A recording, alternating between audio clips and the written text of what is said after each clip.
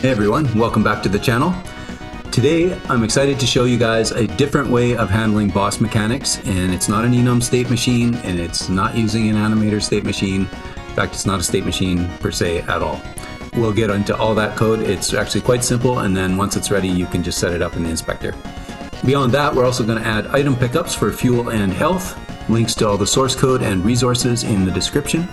So help me get this video out to as many people as possible by hitting that like button, and let's get on with the project.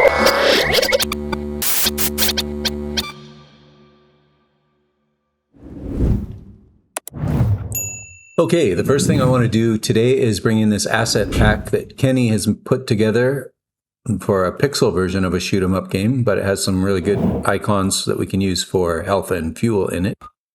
This asset pack is really good if you wanted to do a pixel version of this type of game as well. So let's just zoom in here a little bit. I think I'm actually going to hide the player for now and create an empty game object and start with health. I'm just going to drag this health sprite under there. Just a reminder to set the texture type of all your sprites that you've imported as Sprite 2D and UI. I'm going to add a box collider on here and size it a little bit smaller here. 0.2 looks good. All right, let's make basically the same thing but for fuel. Drag this other icon under there. It needs the same box collider. I'm just going to first of all mark this as trigger, and then I'll just copy it over and paste it here as new.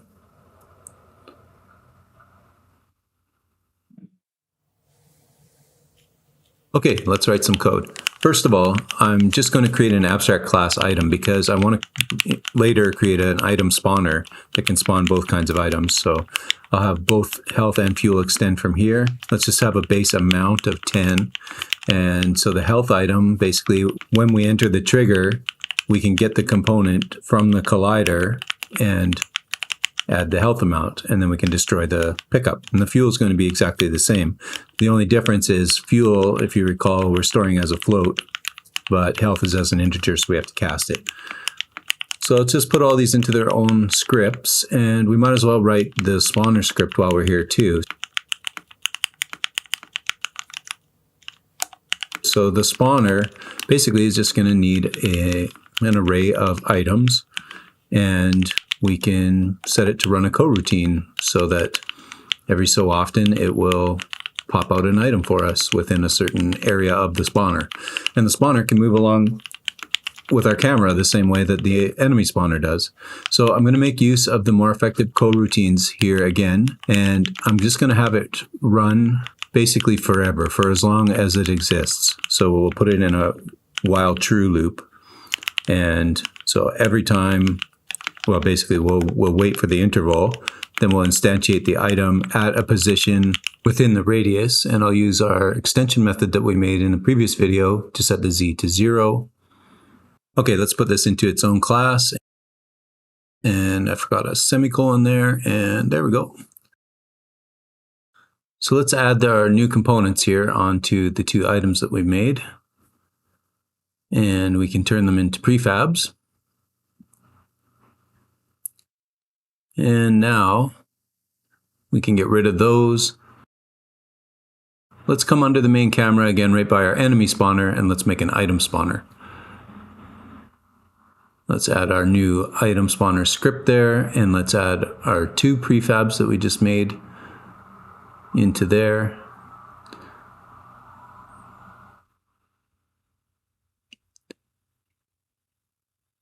I'm just going to dial down the number of enemies so it's not mayhem.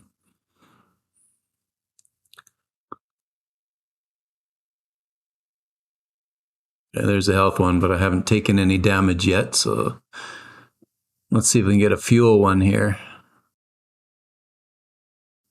There we go. Okay, yeah, that bumped our fuel up, so it looks like this is going to work. So that's enough with items, I think, for now. Let's get on with building a boss here. The first thing I want to do is create a special spline just for our boss to move around. I don't want it going off screen. I just want the boss to kind of move around a little bit. So a small loop like this will do. Just move it up ahead of the player a little bit. Now let's make another empty game object that will eventually become our boss prefab. And in the art folder in the repository, you can go and get this right away. But on the screen here, I'm going to put a URL where you can get the PSD for this. And what I'm going to do with this sprite here is I've already converted it into a sprite 2D or UI. I'm just going to size it down because it's huge, of course.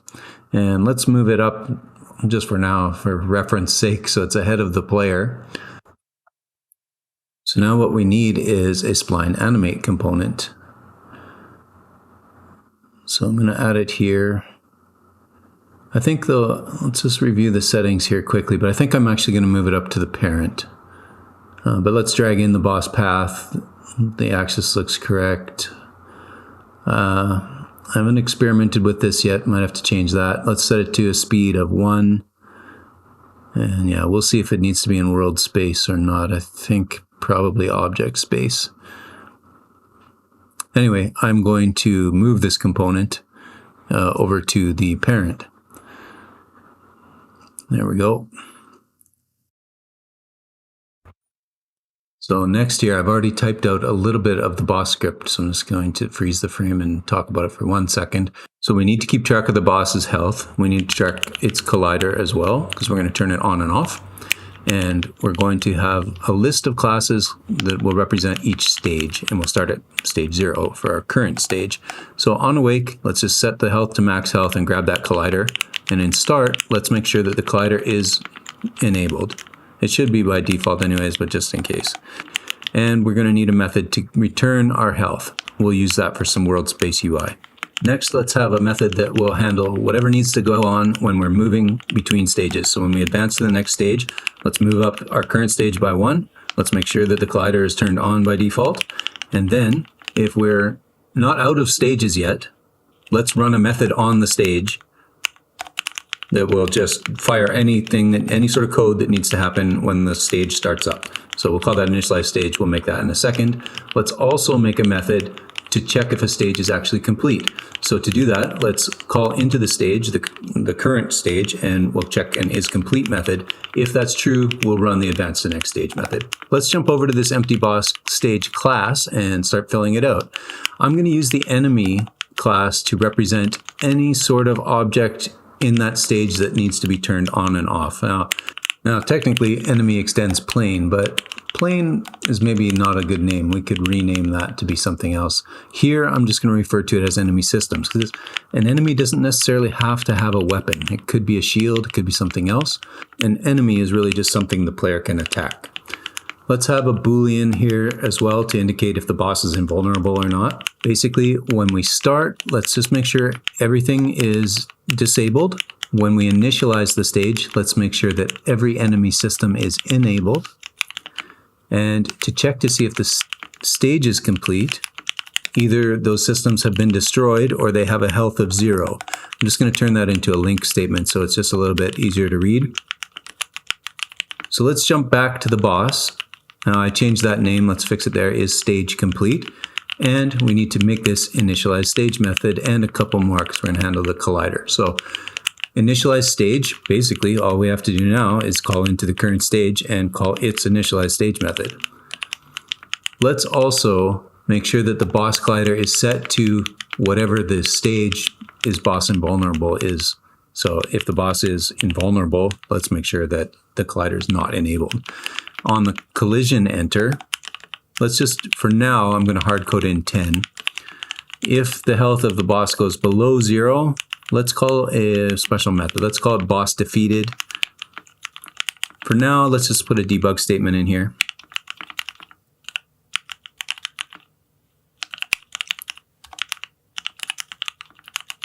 When we start, what I want to do is add a listener to each system in every stage so that it can check, it'll fire off an event to check if the stage is complete or not.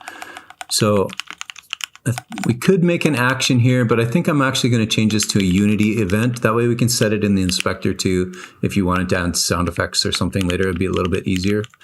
So that means we'll have to change the code here. So instead of just adding a delegate like so, what we really should do is we can we can add a listener right to the on-system destroyed Unity event, like so. And I'm going to change this into a link statement too. So every single system in every stage is going to get that listener.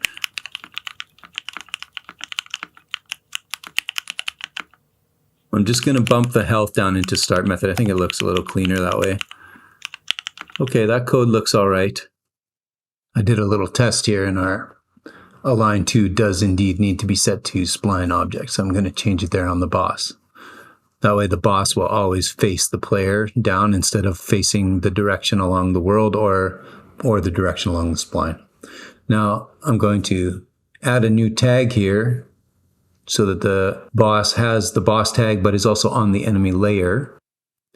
Another thing we should do is add a special layer just for items, because I don't want enemies colliding with items.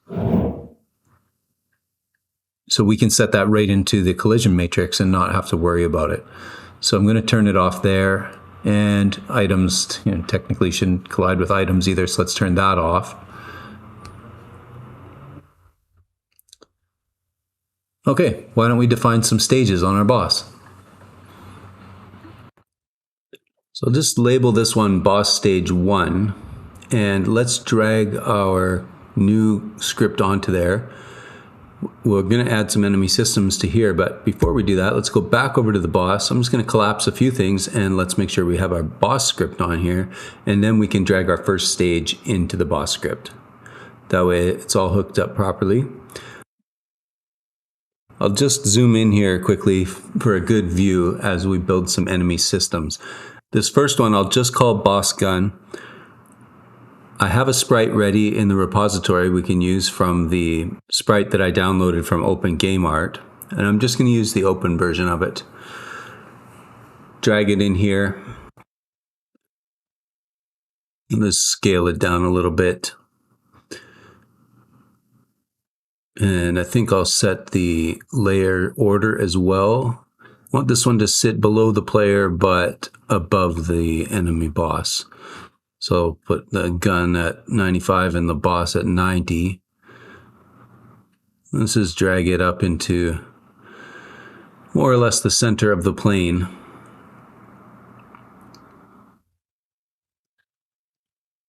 So all the enemy systems are going to need an enemy script. These ones are also going to need an enemy weapon. For now, I'll just drag in the boss gun as its own fire point, but I think we're going to have to make another one here in a moment. And let's give it the bullet strategy, just so it's our most simple weapon. And let's make a prefab out of it.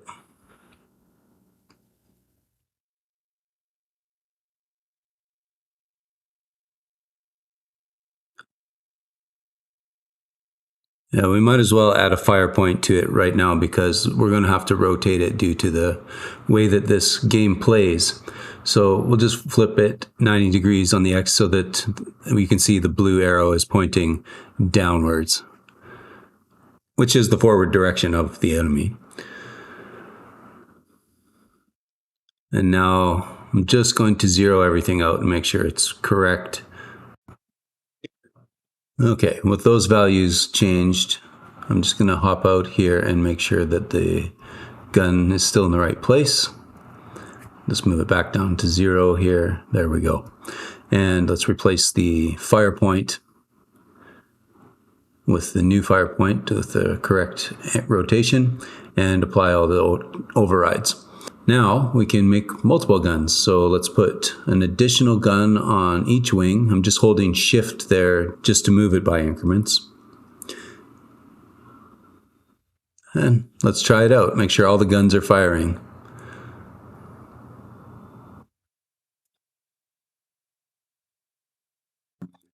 Well, that didn't last long. Maybe I need to give the player a little bit more health. But the guns are firing, so that's good. Well, let's make another stage. We'll just call this one boss stage 2, and what we'll do is we'll make a different kind of gun. To make it interesting, we could use the rocket weapon strategy that we made previously. So I'm just going to duplicate the boss gun. Let's change its weapon strategy to use the player tracking shot.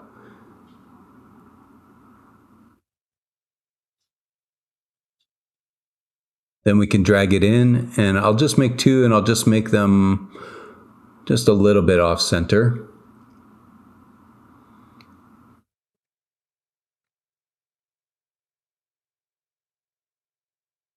One thing I almost forgot is we need to be able to destroy these. So let's add a sphere collider to each. It can be pretty small.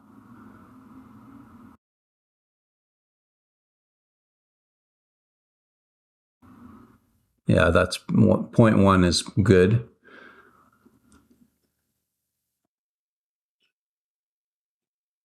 Let's also add a rigid body on here. I'm going to lock all the constraints, and it doesn't need gravity. That way it'll get detected by on collision enter events. And we're going to need to put that on the rocket that I just built as well. So what I'll do is I'll just open another inspector window here. I know my menu's kind of off the screen, but I'm just going to drag one inspector over and lock it. And then I'll just copy components from one onto the other. So you can just copy and then paste as new, and then grab the other one, same thing.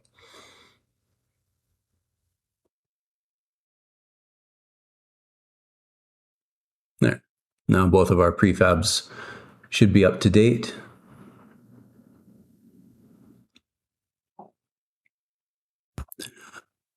Let's make sure we can actually blow them up. I'll try destroying this one gun there. Oh yeah, no problem. But we do need to add all of those rockets and guns into their stage elements. So I've got the first stage is good. Boss stage 2 needs those rockets in there. That way they'll get disabled when the boss is starting up. And then we've got to add boss stage 2 into the boss there. Okay, everything's just about ready. I'm just going to do a little bit of code cleanup here. I'm going to change in the boss stage, I'm going to change start to awake.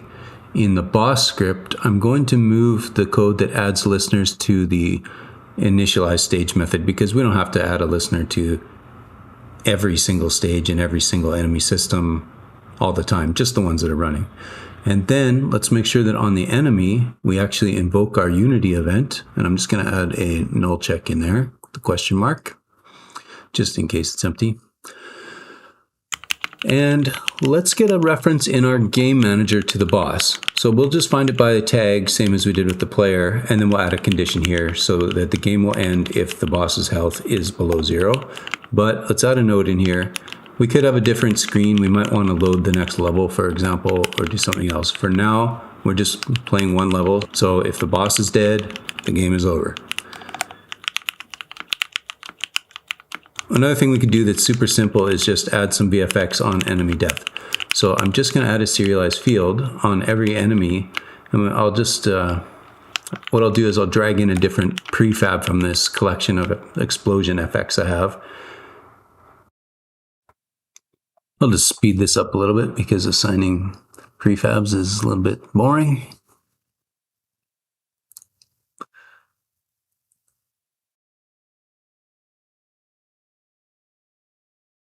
I'm going to add one to the boss too. Now the boss doesn't inherit from enemy, which maybe could be a refactoring.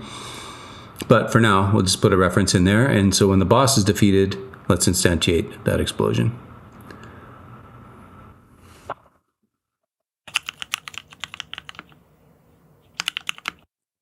Pick one of these ones here. It might have to be a little bit bigger for the boss, so I'll just scale it up, but let's just put it in here and try it out. Let's drag it into the scene, that way I can play it over and over. Okay, so it probably needs to be rotated a little bit. Let's turn it 90. There, that looks good. That looks all right. Yeah, I'll drag that one into the boss. Well, let's see how these explosions go off. There we go. Destroying enemies on the plane work. The rockets are coming out now. Okay, we can destroy those. And the boss is down. I noticed one issue there, and that was that our item spawner's coroutine continued to run after the level was over. So let's make a handle for that, and on destroy, let's use the more effective coroutines method, kill coroutines on it. Now, another thing that could make this vertical slice quite a bit better is if the player actually knew how much health the boss still had. So why don't we make a world space canvas on there, and we'll make a health bar very similar to the one we already have in the HUD for the player's health. So we'll just set out the position to 0 out, and okay, so I got 1 and 0.1 on the height. That looks pretty good. Let's just move it up a little bit, and we'll add it first an image for the background. Let's just stretch it out to match the canvas size and change the color to something gray. We'll do something gray will do. That's good. Let's duplicate that. Now this one, I'm going to add our white 1x1 sprite in there and change the color to a red color.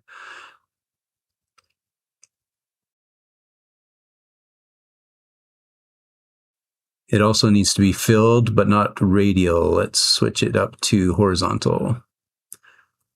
There we go. That's correct. We should also put this canvas on its own order and much higher than everything else. So I'll put it at 200. That way it's above the enemy, it's above the plane.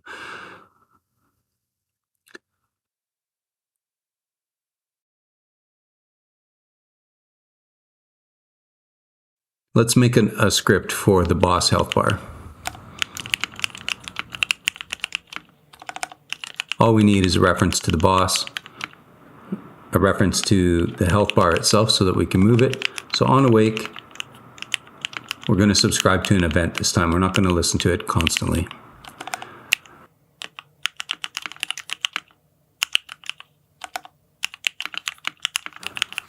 Start by defining the method that will run when the event is fired. So that'll change the fill amount on our health image.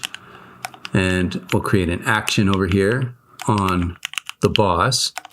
Now, anytime the health changes, we fire the action. That'll call the UI element to change the health fill.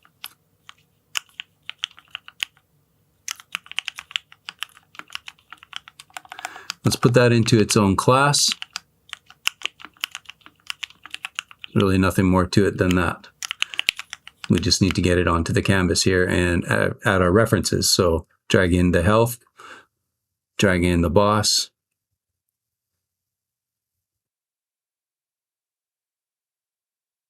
I don't think we're going to do much else with this boss, so why don't we turn it into a prefab now. I'm also going to turn up its health quite a lot, and I've set the player's health up quite a bit too, so I have a bit more survivability, and now we can try it full screen with some enemies.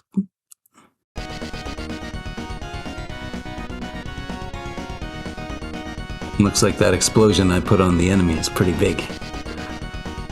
Might want to scale that one down.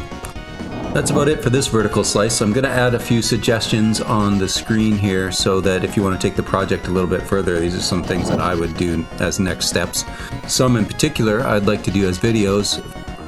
Coming up on the channel, I've got another vertical slice in mind already, and we're going to have a video next week about using Midjourney for indie game devs.